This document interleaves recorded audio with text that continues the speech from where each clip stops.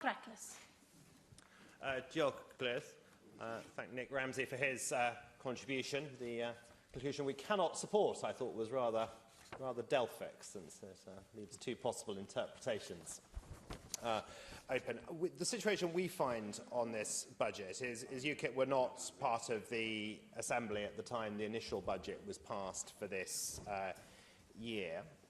A number of the changes from head-to-head or MEG is, I think, difficult to object to. I think we have a few particular sort of issues. I concur with what the Chair of the Finance Committee said about the well-being of future generations. I must compliment the Cabinet Secretary. He was at least well prepared, I think, for our questioning on that area as to how the Well-being of Future Generations Act had influenced the formation of the supplementary budget. And told us 10 million for the Heads of Valleys Road. That was all about a more prosperous Wales. And then 16 million for the new treatment fund. That was all about a healthier Wales. So congratulations on that. But I think we were still sort of unconvinced as to the extent to which this Act really was drilling down and determining government action to the extent that its plaudits would claim.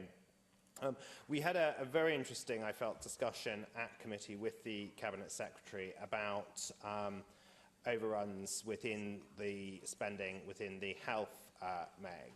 And I think he made a compelling case as to why it was appropriate to fund those overfunds at the MEG Health Overall level, but he didn't want to increase budget to sort of recognise those overspend, A, because that would reduce the incentive for appropriate spending control in future, but also because those overruns, I think, were particularly in areas which he thought on a needs-based basis, perhaps we're getting a higher degree of allocation instead if we were looking at income and health outcome on a formula.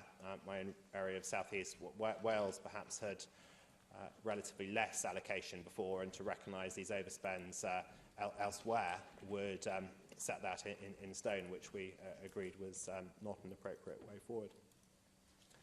The work on the infrastructure side, the 15 million for the Eastern Bay Relief Road, I mean, at least I think it is an improvement that we can then use Rover Way to get to that roundabout. But can the Cabinet Secretary say anything when he proposes duelling to complete what would in effect be a ring road for Cardiff, and make that 15 million itself, I think, much more productive in terms of its spending?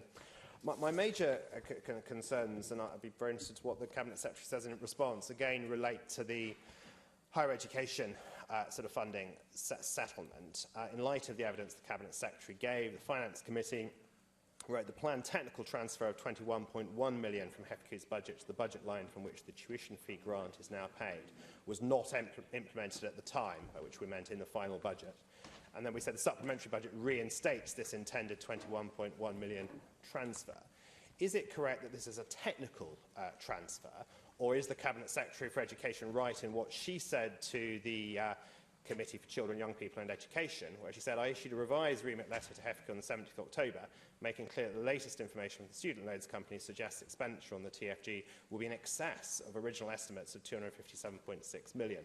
We will therefore action the transfer of 21.1 million from HEFCU to Welsh Government in the second supplementary budget, partly to cover the additional expenditure. So is that transfer a technical matter, or is it being driven by the need to fund that cost overrun? Could the Cabinet Secretary also clarify what he describes as being formalised in this budget, which we referred to in the committee as an additional allocation of 20 million for HEFCU, for a suite of measures to deal with current and future financial pressures relating to the implementation of the Diamond Report recommendation? I mean, isn't the Diamond Review because we recognise that it was unsustainable to maintain the tuition fee grant as it was, and the costs of that were exploding, and that was going to be taken away from elsewhere in the Welsh budget? And why is it that despite the Diamond Review, we are still having the pressures? The implementation of Diamond Review is yet another reason to find yet more money to put into this budget. And is the priority of his government really to put as much money as possible into handing out student grants, rather than putting into the areas of economy and infrastructure, rather than putting into the health service? And it's welcome they're no longer going on a means-tested basis to families earning 81,000. But still, does he really have the money, and is it really his priority to deprive other areas of spending so as to concentrate spending in this area to such a very significant extent. Mike Hedges. Diolch, Llywydd.